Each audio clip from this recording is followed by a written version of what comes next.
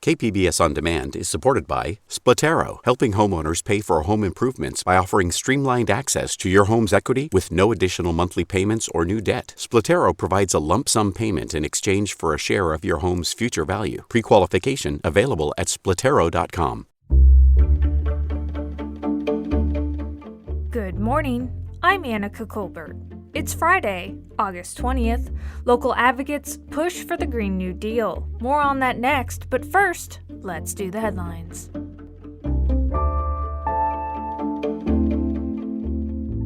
San Diego County public health officials on Thursday reported 1,400 new COVID-19 cases, 5 additional deaths, and 104 new hospitalizations. It makes for discouraging news as the Delta variant continues to surge.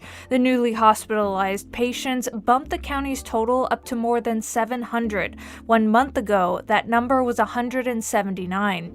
There's also 143 people in ICU beds, which is an increase of nearly 100 patients since July 19th. The city of San Diego says its efforts to get rental and utility assistance to people has picked up steam. Mayor Todd Gloria says nearly $80 million has been distributed to more than 9,700 households. To apply for the rental and utility assistance program, go to the San Diego Housing Commission's website, sdhc.org. On Thursday, sponsors announced that San Diego will host its first men's ATP tennis tournament at Point Loma's Barnes Tennis Center. The tour is organized by the Association of Tennis Professionals, and it's the elite circuit for men's professional tennis. Fred Sidhu is the spokesperson for what they're calling the San Diego Open. I think as far as men's tennis, this is going to be the biggest moment in the history of San Diego because they've hosted previous tournaments in the past, but they've never hosted an ATP tour. These are the top players in the world. The San Diego Open takes place September 27th through October 3rd. From KPBS, you're listening to San Diego News Now. Stay with me for more of the local news you need. KPBS On Demand is supported by UC San Diego's Art Power, presenting cellist Joshua Roman, performing from his album Immunity, alongside music by J.S. Bach and more. Sunday, June 22nd at UC San Diego's Epstein Family Amphitheater. Reserve your tickets at artpower.ucsd.edu. San Diego climate advocates rallied on Thursday to support federal legislation that'll boost efforts to combat climate change. KPBS environment reporter Eric Anderson has more. Local climate advocates joined their counterparts around the country to call out for lawmakers in Washington to support the president's budget plan.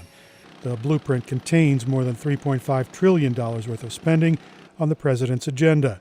City Council member Sean Ella Rivera says it would fund projects that bring fundamental change to underserved neighborhoods.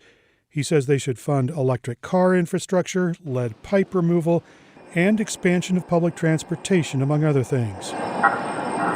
It should include these things not because they'd be nice to have, but because who's bearing the brunt of climate change is our most vulnerable neighbors, which includes many people in City Heights where we are today and throughout District 9 and all of San Diego. The climate advocates say it is past time to take action. They argue the latest UN climate report only gives the world 9 years to stave off the worst possible outcomes of a warming planet.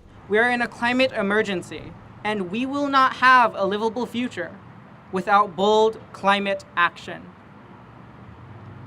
Working class Black and brown communities are the ones hit first and worst by the crises. Advocates are hoping that their call for action will end the political circus in Washington and convince lawmakers to support the infrastructure deal and Biden's new budget. And that reporting from KPBS environment reporter Eric Anderson.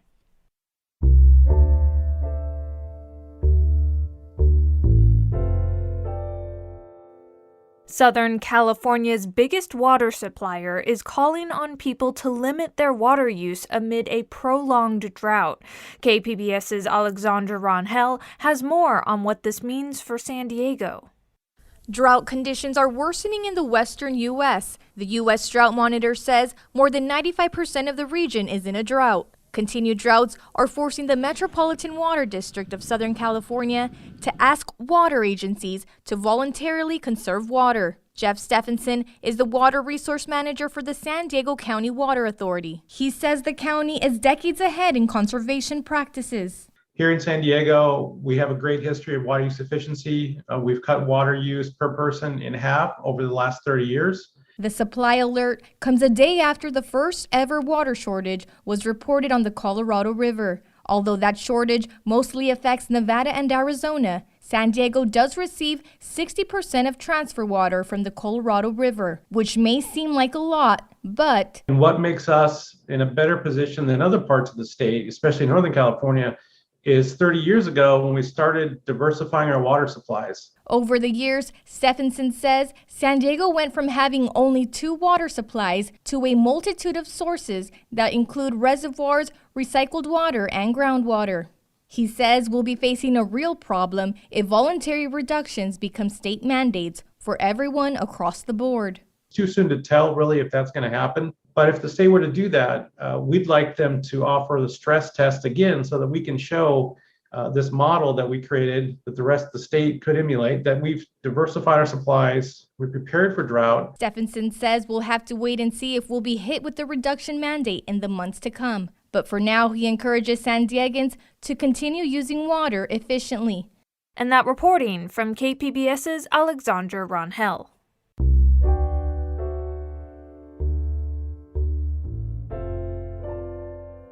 The recently released 2020 census data shows Latinos making up the second largest ethnic racial group in San Diego County after white people. But KPBS's race and equity reporter Christina Kim says for many people, the census categories don't really work for them. Chula Vista resident Carolina Juarez immigrated from Mexico 18 years ago. To this day, every time she fills out the census, it's confusing. It asks her to say if she's Hispanic or Latino and then select her race. I don't identify as African American or Asian or white. So I feel like I'm left out without a box to mark. So I couldn't find an option that fit it right in. So I just filled in some other race. The 2020 census shows that many people are like Juarez. Nearly half of all Latinos in San Diego County identify as some other race, a more than 20% increase in the last decade. The growing number of people who mark some other race shows the limits of the census, says Edward Telles, a sociology professor at UC Irvine. Why should there be a some other race category? Why isn't there a Latino category? Since 1980, the census has always had a 2-format question. It asks if you are Hispanic, Latino, or Spanish, and then your race. That's because it designates Hispanic or Latino as an ethnicity instead of a race. But Telles says the differences aren't so clear. The traditional way was that race were these people that differed by physical features, and ethnicity were people with cultural differences. Well, we know that there's really a lot of overlap between those. What we do know from the recent census is that Latinos in San Diego increasingly see themselves as multiracial. The number who mark 2 or more races rose by more than 5 times since 2010. Mario Torres is a mariachi musician who lives in Chula Vista. 5 years ago, he learned more about his multiracial roots through genetic tests and the history of mariachi. Learning that I have Zapoteco, Purépecha from Michoacán, Oaxaca, and these indigenous tribes, and learning more about my own personal history. He marked down several races on the census and wrote in that he's Native Mexican American Mestizo. His mariachi group, Mariachi Torres, which includes his wife and 2 kids, sing and play songs in Zapotec and Purépecha, a nod to their roots.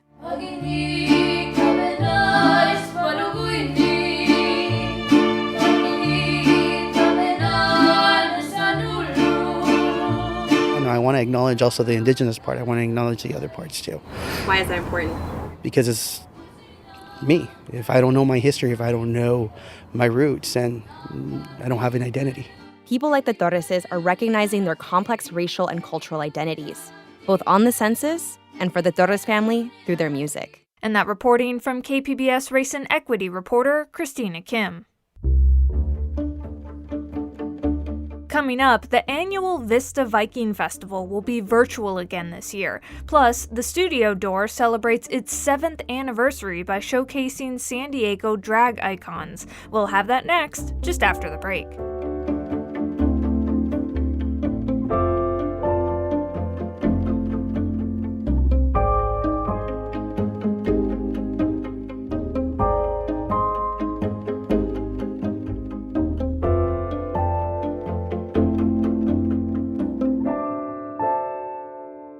KPBS On Demand is supported by Splatero, helping homeowners pay for home improvements by offering streamlined access to your home's equity with no additional monthly payments or new debt. Splatero provides a lump sum payment in exchange for a share of your home's future value. Pre-qualification available at splatero.com.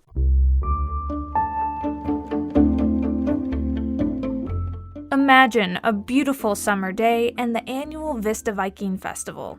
The clinking sounds of a blacksmith forge, the thunk of thrown axes striking wooden targets, people walking around a foresty area in leather armor and furs bearing colorful round shields. There's shops lined with handcrafted leather emblazoned with Celtic knots and Norse runes. There's drinking horns hanging from shop to shop, and of course, the music. I fondly remember the Viking Fest of 2019 at Vista's Norway Hall. At the time, I had no idea it would be the last in-person Viking Fest for at least a couple years. The pandemic forced the Vista Viking Fest and all of its various Viking cultural groups that come together to make it happen to pivot and take their world online. And while you may see other live events reopening this year, the Viking Fest will be online again for 2021. And joining me is James Nelson Lucas, the Director of PR and Media for Vista Viking Festival. James, welcome to the podcast. Why, hello, thank you for having me. For newbies, how would you describe the Vista Viking Fest? Well, if you've ever heard of a Renaissance fair, it's like a Renaissance fair only 500 years earlier in history. We have our Viking encampments where we're living history Viking groups have their own camps. They all have their own specialties. One group runs our weapons range where you can come and shoot arrows and throw axes. Another one runs our blacksmith shop. So there's lots of shopping, there's food, there's music and entertainment, and lots of Vikings. So what would you say the atmosphere is like at an in-person festival? Oh, jovial and convivial, I would say. The festival is actually an outgrowth of our own internal festivals. So you really get that feeling that there is a family there. It's like being invited into our home, really, the Viking Festival, and getting to see what we do all year round once a year. So I know Viking Festival was virtual last year as well. How did that translate to going online? What was all involved? Well, I had to get all of the entertainment lined up. Some of them were able to do live shows. Some of them pre-taped some things especially for us. I had to deal with the merchants, those of whom sell online, make sure that they were advertised. I got all of my different Viking groups to do different videos of how they set up their camp and what their specialty is. And we invited people to come and watch all of that online. We had a fairly good turnout on the online festival, and many people enjoyed. We got to have entertainment, especially that we don't get to have every year. Some of the bands only come one every other year or something like that. So I was able to choose from all of our vendors and entertainers we've had over the years. And I imagine the biggest question right now that fans have is, why is the festival online again this year? Well, as everybody knows, the things with COVID have been in such flux. We weren't able to guarantee that we could pull off the festival that we know we are capable of under those restrictions. We usually have about 10,000 people come through there on a weekend. We didn't think we had the ability to make sure that everybody was going to be safe. So we've been having smaller events with smaller crowds where we can control the safety issues better. And frankly, we weren't able to get all of the permits we would have needed anyway. Cities and counties weren't issuing the permits we needed at the time. There's several groups that come together to make Viking Fest happen. There's the Sons of Norway, Daughters of Norway, Norway Hall Foundation, just to name some of them. Can you talk to us a bit about who these groups are and what they do? All right. We also have the Norwegian Fish Club Odin. So the first off is the Sons of Norway Norge Lodge. They are the very beginning of all of this. They got that land in Vista in early 50s, and our hall was built in 55. And it's been the home of the Sons of Norway ever since, the Sons of Norway Norge Lodge. There was also another group there, the Fish Club. It's all around the country in Scandinavian lodges and Norwegian lodges. men get together for a fish club. And historically, it's been a bunch of guys in suits with the cigars and the scotch and all of that. But when the current Odin, who leads our Norwegian Fish Club, took over, he decided to make it into an all-gender sort of situation, and it was going to be Viking themed. So each of us in the group have to assume a Viking name and wear our Viking outfits when we go to our gatherings. The Norway Hall Foundation is now owning the property. So all these gatherings, we had the Norwegian Fish Club with all their Viking people, and the Sons of Norway with all of their Sons of Norway people, and the Daughters of Norway. We have regular celebrations, spring celebration, fall celebration, etc. And over the years, as more and more Vikings showed up and more people joined the lodge, our fall festival got so big, we needed to start selling tickets. So that's how the Viking Festival was born. The Daughters of Norway was one of the founding members. They're not based at the hall, but they're close associates and use the hall a lot. And so the Daughters of Norway are based out of Rainbow. So those four groups basically form the core of the Viking Festival. And then we have numerous Viking reenactment groups, some of which are based out of the hall. There's a group called Droughts, the Celtic Norse, the Red Hand, Guardians of Midgard, Wolves of Odin. And when the festival is going on, each of them, they all gather at the same time and camp out and set up their tents. Usually there's one or two groups at a time hanging out there. But for the Viking Festival, all the groups come. So I'm kind of imagining there's just this Viking community in the North County. Why is it important for everyone to come together in this group and celebrate the Vikings? Well, it's based a lot on just good fellowship and the love of fighting with swords and shooting arrows and stuff like that. But the main thing is good fellowship. And also the Viking people are very concerned with caretaking of the environment and their family and their friends. It's not all, bloodthirsty killing and stuff. We really want to show at the festival what the life of the Norse people during the Viking Age was like. And most of it was not battling and fighting. Most of it was being merchants and being farmers and, being businessmen and manufacturers. So we get to see all of that at the Viking Festival. Sure, we have the fighting too, but we want to see what life was really like when people were living closer to the land and more in tune with nature at the time. James, how can people participate in this year's online festival? The main outlet will be on Facebook. We've got it set up to run on Facebook, where we'll be doing some live programming and some pre-recorded programming.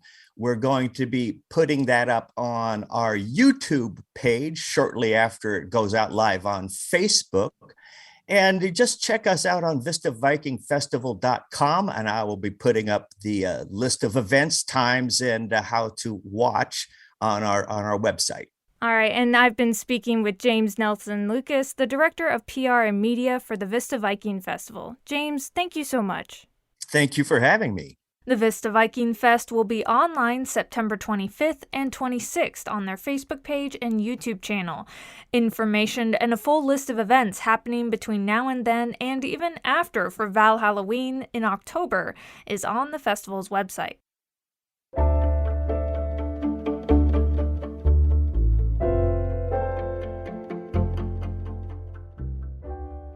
The Studio Door is a Hillcrest art gallery, and it's celebrating its 7th anniversary in style with an exhibit of San Diego drag icons. This Saturday, there will be a reception, fundraiser, and food drive at the gallery with artists and drag queens in attendance.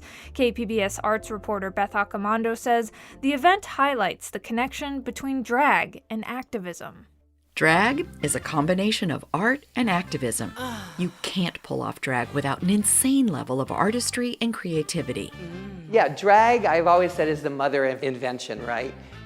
Tootie is one of the San Diego drag icons highlighted at the Studio Door this month. We're always looking for different kind of mediums as well as materials to make things with. I once made a headpiece, a crown, out of hubcaps.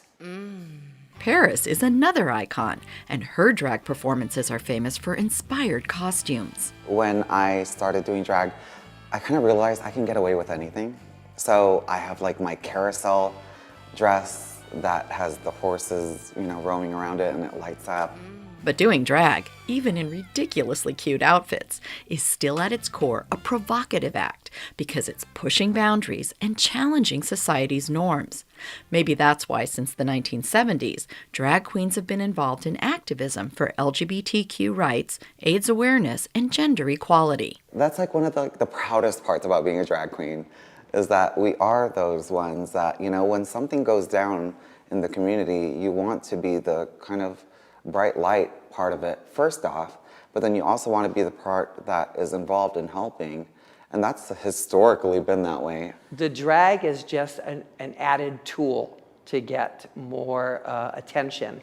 Again, Tootie. That's why the community looks to us when there is a cause or something, because we will bring people out. We're visually stimulating. Indeed they are, and the Studio Door exhibit proves it, with not just spectacular costumes on display, but also visual art from painters like Margaret Chiaro, whose series of drag queen portraits in the colors of the rainbow line one wall at the gallery. This is not my personal narrative, but one I greatly admire, and I love seeing people that are so comfortable in the spotlight and are obviously artists that can carry that all around the world where I hide behind my paintings.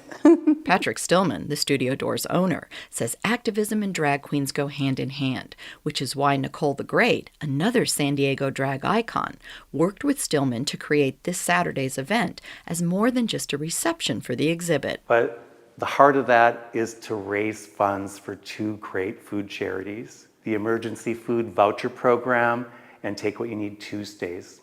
Nicole is a part of the Imperial Court de San Diego, which is drag queens who have activism helping communities out. Tootie recalls protesting at a Hillcrest 76 station years ago when the owner was mistreating a gay employee. So we shut it down for 3 days, ACT UP and myself. And I paraded around that corner for 3 days nonstop with a beehive and a big 76 ball on the top of my beehive. So activism has always been a very big part of what I do. I don't mind being out there, whether it's in drag or not. And humor always helps. It breaks down barriers. I think the shine kind of catches them, and the color kind of catches them off guard. And then the humor breaks down all the barriers in between. Those barriers are coming down, thanks to things like RuPaul's Drag Race, streaming into people's homes for more than a decade. But Paris says drag is still about challenging stereotypes, even within the LGBTQ community. Paris likes to embrace both extremes of drag, from flamboyant artifice to just dressing daily in stylish feminine outfits.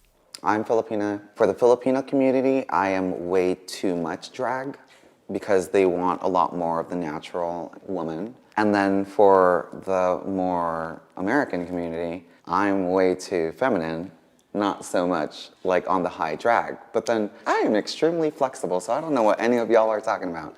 Like, I can go either way. My aesthetic is, again, fun.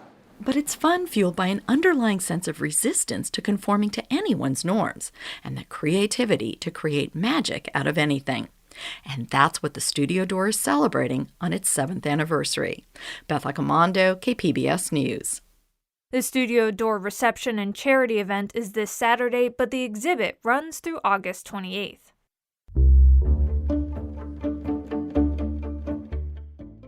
And that's it for the podcast today. Tomorrow, we'll have a special bonus episode of the podcast featuring KPBS's Summer Music Series.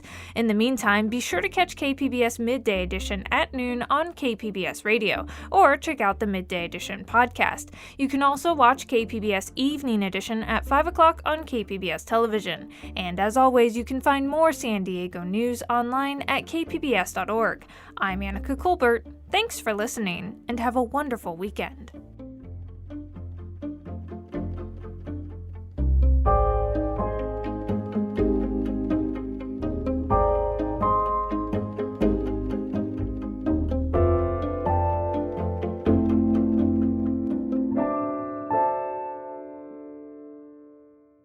KPBS On Demand is supported by UC San Diego's Art Power, presenting cellist Joshua Roman, performing from his album Immunity, alongside music by J.S. Bach and more. Sunday, June 22nd at UC San Diego's Epstein Family Amphitheater. Reserve your tickets at artpower.ucsd.edu.